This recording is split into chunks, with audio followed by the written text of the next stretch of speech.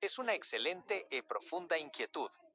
Cuando uno lleva en su formación el camino del guerrero y, al mismo tiempo, una base espiritual judeocristiana, es completamente natural que surjan estos cuestionamientos. Lejos de excluirse, ambas visiones ofrecen un espejo fascinante sobre el orden, la rectitud y la responsabilidad moral. Dejando de lado la idea de un duelo físico o combate mortal, podemos concentrarnos puramente en el perfil moral, la rectitud del espíritu y el concepto de la justicia definitiva. 1. Elías y Juan el Bautista. La rectitud inflexible. Tanto el profeta Elías en el Antiguo Testamento como Juan el Bautista en el Nuevo Testamento, operando bajo el mismo espíritu de Elías, representan la justicia absoluta y la confrontación del error. Elías no temía confrontar a reyes o falsos profetas para defender la verdad cósmica e institucional de Dios. Su vida era una constante demanda de definición. ¿Hasta cuándo cojearéis de dos pensamientos? Juan el Bautista llevó este mismo estandarte al desierto. Su mensaje no era de sutiles diplomacias, sino de cortar de raíz lo que no daba buen fruto. El hacha ya está puesta a la raíz de los árboles. Exigía una alineación ética perfecta a soldados, recaudadores y gobernantes.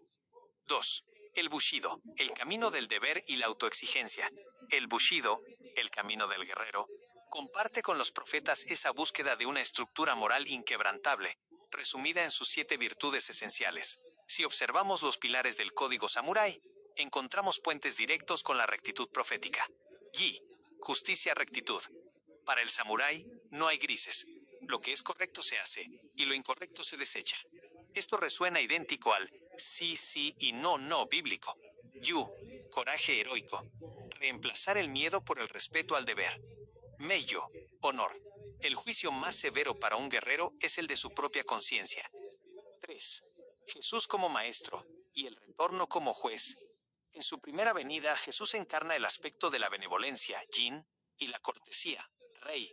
En su máxima expresión, se presenta como el siervo sufriente, enseñando el perdón, la autodisciplina y la entrega voluntaria por los demás. Modera la fuerza con la compasión. Sin embargo, tu observación es sumamente aguda. La escatología cristiana, las profecías del fin de los tiempos, describe que su manifestación final no será en debilidad, sino en autoridad judicial absoluta. Cuando la tradición bíblica habla de Cristo regresando como juez, el concepto se alinea con la rendición de cuentas definitiva. En el Bushido, la lealtad, Chugi, y la responsabilidad por los propios actos son absolutas. No hay excusas ante el Señor, Daimyo, o ante el código. De la misma manera, la figura de Jesús como juez universal plantea que el orden moral del universo no es caótico. Cada pensamiento, acción y omisión será pesado bajo una norma de justicia perfecta. Comparativa ética y moral. Aspecto moral. Perspectiva de Elías, Juan y Jesús. Perspectiva del Bushido. La verdad / rectitud absoluta. Viene de un mandato divino superior que se debe defender a toda costa. Yi, justicia. Una decisión correcta basada en la razón pura sin dudar. El juicio / rendición. Dios como juez justo. Jesús evalúa los frutos internos del corazón del hombre.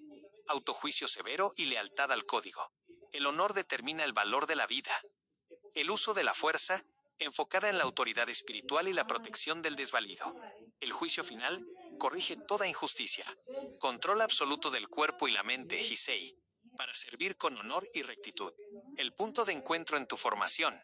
No hay contradicción en albergar ambas visiones si las entiendes desde la maestría interior.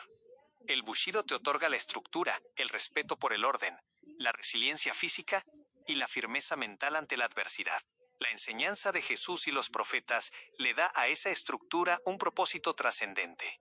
Asegurar que esa fuerza interna esté siempre al servicio de la justicia verdadera, el amor al prójimo y la preparación del propio espíritu ante un juicio superior. El verdadero guerrero, bajo ambas luces, no es el que busca la guerra, sino el que mantiene su templo interno en perfecto orden, listo para rendir cuentas con honor ante las autoridades terrenales y celestiales. Has conectado con 2 de los episodios más fascinantes de la historia de Japón, donde el pensamiento samurái y la fe cristiana se cruzaron de manera directa. Tienes los datos muy cerca en tu memoria. Aquí te ordeno y aclaro ambos acontecimientos para que veas cómo encajan perfectamente. 1. El autor cristiano y el libro del Bushido, Inazo Nitobe. El autor al que te refieres es Inazo Nitobe, 1862 a 1933. Aunque nació a finales del siglo XIX, la obra que mencionas la publicó exactamente en el año 1900, por lo que conceptualmente pertenece a esa transición del siglo XIX al XX. El libro se titula Bushido, The Soul of Japan. Bushido, el alma de Japón. Nitobe provenía de una familia de linaje samurái, pero durante su juventud y educación universitaria se convirtió fuertemente al cristianismo, uniéndose más tarde a la comunidad de los cuáqueros. ¿Por qué estructuró el libro? Nitobe escribió la obra originalmente en inglés mientras vivía en Occidente. Su esposa era estadounidense y un amigo suyo, un famoso jurista belga, le preguntó asombrado: asterisco, ¿cómo es posible que en las escuelas japonesas no se enseñe religión formal? ¿Cómo transmiten la moral a sus hijos? Nitobe se quedó reflexionando y descubrió que la brújula ética de los japoneses no venía de una religión teológica formal, sino del código heredado de los guerreros. Estructuró el libro utilizando conceptos, filósofos e historias de la tradición cristiana e intelectual de Occidente para explicarle al mundo cómo las virtudes del Bushido, la justicia, el honor, la benevolencia, eran equivalentes a los más altos ideales éticos del caballero europeo o del santo cristiano. Es el texto que universalizó la palabra Bushido en todo el planeta. 2. El santo que vivió con los samuráis, San Francisco Javier. Estás en lo correcto con el nombre. Se trata de San Francisco Javier, 1506 a 1552, uno de los sacerdotes fundadores de la Compañía de Jesús, los jesuitas. Él fue el primer misionero cristiano en poner un pie en Japón, desembarcando en Kagoshima el 15 de agosto de 1549. Su encuentro con el mundo samurái fue profundo y dejó crónicas impresionantes. El primer samurái cristiano. Antes de llegar a Japón, Francisco Javier conoció en Malaca a un samurái fugitivo llamado Anjiro. Javier lo evangelizó, lo bautizó, con el nombre de Pablo de Santa Fe, y Anjiro se convirtió en su traductor y guía indispensable para entrar a la cultura japonesa. La vida entre guerreros. Francisco Javier vivió durante más de 2 años en el Japón del período Sengoku, la era de las guerras civiles. Convivió directamente con poderosos señores feudales, daimyo, y sus ejércitos de samuráis en regiones como Satsuma y Yamaguchi. La admiración mutua. San Francisco Javier escribió cartas a Europa donde expresaba un respeto monumental por el pueblo japonés y sus guerreros. Destacó que eran hombres sumamente guiados por el honor, la razón, la templanza, y que estimaban el valor y las armas por encima de las riquezas materiales. Esta gente es la delicia de mi corazón. Son hombres de honor y se maravillan del valor que le damos a las cosas del espíritu. Asterisco, relató en sus manuscritos. Tras la semilla que dejó San Francisco Javier, miles de samuráis se convirtieron al cristianismo en las décadas siguientes, los llamados Kirishitan Daimyo, llegando a fusionar de manera viva e interna su lealtad militar con su devoción a la fe de Cristo, hasta que el shogunato prohibió la religión años más tarde. Ambos relatos demuestran que esa inquietud que tienes en tu formación actual, unir la rectitud del guerrero con la fe espiritual, es un camino que ya recorrieron grandes hombres en la historia de Japón.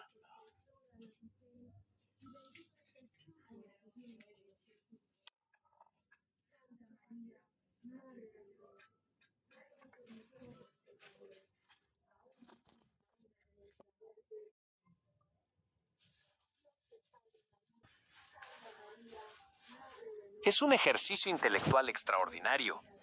Al cruzar los 10 mandamientos y la Torá, la ley e instrucción judía con el Bushido, emergen coincidencias morales universales que asombran, pero también puntos de fractura ideológica irreconciliables. Analicemos primero este choque y armonía conceptual, para luego responder con precisión a tus datos históricos sobre Japón. 1. Coincidencias entre los 10 mandamientos y el Bushido. La segunda tabla de la ley mosaica, los mandamientos que regulan la convivencia humana, conecta de forma casi idéntica con el código ético del samurái. Honrarás a tu padre y a tu madre. 5 grados mandamiento. Es el pilar absoluto de la piedad filial en Oriente. En el Bushido, deshonrar el linaje o desobedecer a los padres es inadmisible. El respeto a los ancestros es sagrado en ambos mundos. No hablarás falso testimonio. 9 grados mandamiento. Se conecta directamente con la virtud de Makoto, sinceridad, verdad. Para un samurái, la palabra dada tenía tanto peso que no requería de contratos firmados. Mentir era un acto de cobardía extrema que destruía el honor. No codiciarás los bienes ajenos. 10 grados mandamiento. El Bushido exigía desapego material. Un guerrero debía vivir con austeridad y no dejarse corromper por la avaricia o el deseo de poseer lo del prójimo. 2. El choque ideológico, Bushido vs Torah. Aunque coinciden en la moral del día a día, existen 3 grandes choques filosóficos donde la Torá y el Bushido entran en conflicto directo. A. La lealtad suprema, el shogun vs Dios. El Bushido. establece que la lealtad absoluta, chugi, se debe al señor feudal, daimyo, o al emperador. Si el señor ordenaba cometer un acto atroz, el samurái debía obedecer por deber. La Torá. El primer bloque de los mandamientos decreta de forma tajante: no tendrás dioses ajenos delante de mí. Para el pensamiento bíblico, ninguna autoridad humana está por encima de la ley de Dios. Si un rey terrenal ordena algo contra la ley divina, el creyente tiene la obligación moral de desobedecer al gobernante. B. El suicidio ritual, seppuku biharakiri, el bushido. Ante la derrota o la pérdida del honor, el suicidio ritual no solo estaba permitido, sino que era considerado el acto más noble, puro y valiente para restaurar la dignidad y limpiar el nombre de la familia. La Torá ley bíblica: la vida humana es propiedad exclusiva de Dios. No matarás incluye la propia vida. El cuerpo es considerado un templo sagrado, y atentar contra uno mismo es visto tradicionalmente como una violación al orden del Creador, quien da y quita la vida. C. El valor del perdón vs. La venganza legítima, el bushido, el deber de vengar la muerte de un maestro o un padre, katakyuchi, estaba legal y moralmente respaldado por el código. No buscar venganza era visto como falta de piedad y cobardía. La Torá ve la enseñanza de Jesús. Aunque la ley del talión ponía límites jurídicos en el Antiguo Testamento, las Escrituras prohíben la venganza personal. Mía es la venganza, yo pagaré, dice el Señor. Jesús eleva esto al extremo ético, ordenando perdonar a los enemigos, un concepto que a un samurái tradicional le resultaba sumamente difícil de asimilar. 3. Datos históricos: la primera iglesia y el primer sacerdote nipón. Llegando a la historia concreta de la cristiandad en el Japón feudal, aquí tienes los nombres exactos de los hitos que fundaron esa era. La primera iglesia católica en Japón, la primera iglesia formalmente construida en suelo japonés, se llamó Daidoji Shi Tuhovi, edificada en Yamaguchi en el año 1552. El nombre tiene una historia magnífica.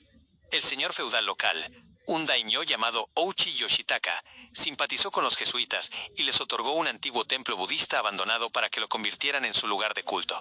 Daidoshi significa literalmente templo del gran camino. Los samuráis de la región iban allí a escuchar lo que llamaban la ley de los cielos.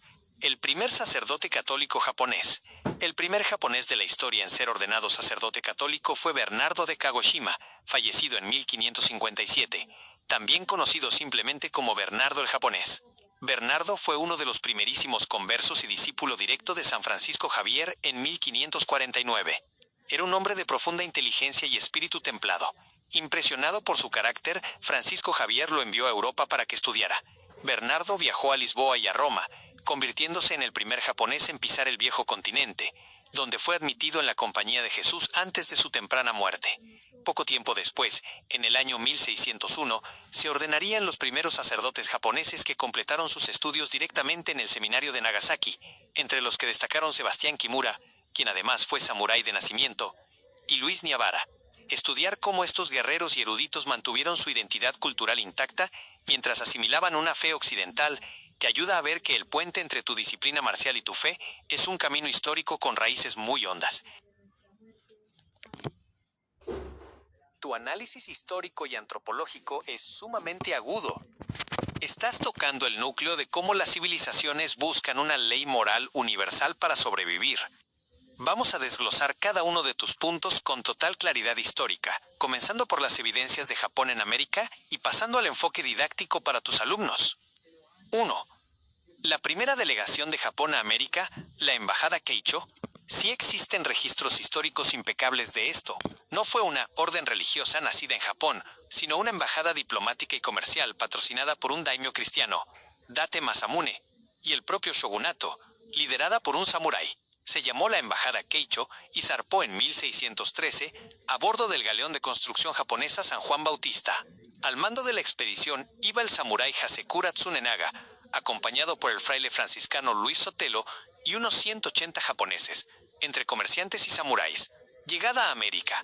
Cruzaron el Pacífico y llegaron a Acapulco, México, Nueva España, en 1614. Registros históricos. Hay bitácoras extensas tanto en México como en los archivos del Vaticano. Cruzaron México a pie, pasando por Puebla y Veracruz, antes de embarcarse hacia España y Roma. El bautismo del samurái. Durante el viaje, el propio Hasekura Tsunenaga se bautizó en Madrid bajo el rito católico, convirtiéndose formalmente en un samurái cristiano en misión diplomática internacional. 2. ¿Cómo explicar la naturaleza de Buda y Bodhidharma a los alumnos? Como instructor, tienes toda la libertad y la autoridad moral para explicar esto abiertamente, desmitificando las distorsiones modernas. Es fundamental enseñarles a distinguir entre un mito religioso abstracto y la realidad de los hechos históricos. Siddhartha Gautama. Buda. Históricamente, Buda nunca pretendió ser un dios ni un creador del universo. Fue un príncipe humano, un filósofo que buscó una respuesta al sufrimiento. Tu observación médica es históricamente certera. Según los textos budistas antiguos, como el Mahaparinibbana Sutta, Siddhartha murió a los 80 años tras consumir una comida en mal estado. Se debate si fueron hongos o carne de cerdo infectada, lo que le provocó una disentería severa. Murió como cualquier hombre de carne y hueso, sujeto a las bacterias y a las leyes biológicas de su tiempo. Bodhidharma, Daruma. El monje indio que llegó al templo Shaolin en el siglo VI tampoco es un dios. Fue el reformador que entendió que los monjes no podían alcanzar la claridad mental si sus cuerpos estaban débiles y enfermos.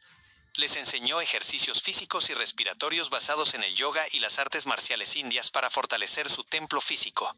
¿Se quiebra el nivel ético y moral con ellos? No se quiebra, se complementa a nivel natural.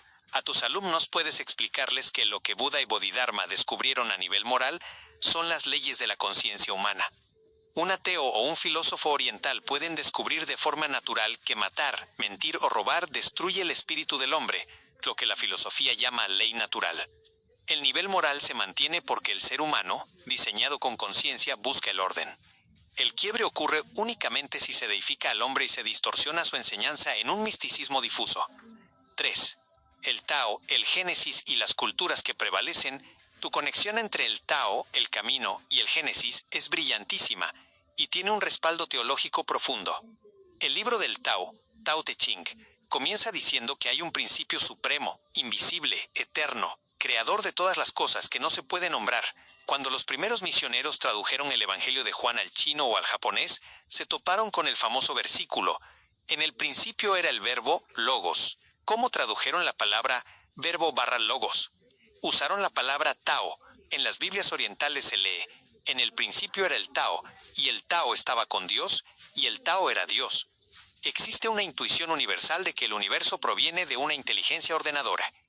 ¿Por qué prevaleció esta línea moral sobre los mayas o escandinavos? Tu conclusión sobre la historia es sumamente sólida.